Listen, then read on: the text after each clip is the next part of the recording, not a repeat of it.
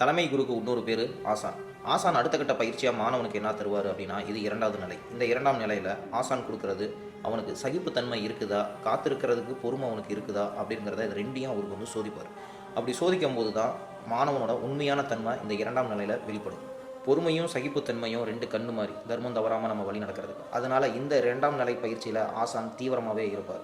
இதை புரிஞ்சுக்கிறதுக்கு நாம் அவரோட பயணிக்கணும். குருவான ஆசான் உனக்கு வந்து போர் வித்தையை சொல்லி தருவார். அப்படி சொல்லி தரும்போது அந்த வித்தையை நீ கட்டுப்படுத்த தெரியணும். உன்னோட கோவத்தை கட்டுப்படுத்துறதுக்கு சகிப்புத்தன்மை ரொம்ப ரொம்ப முக்கியம். அந்த சகிப்புத்தன்மையை அவர் ஒவ்வொரு ரூபத்தில் உன்னை சோதிப்பார். அது எந்த ரூபத்தில் வேணாலும் இருக்கலாம். பயிற்சி கூடாரத்துக்கு உள்ளே இருக்கலாம், பயிற்சி கூடாரத்துக்கு வெளியே இருக்கலாம். குருவோட சக்தி எல்லா இடத்துலையும் வியாபித்து இருக்கும். அதனால் சர்வ ஜாக்கிரதையாக இருக்கணும்.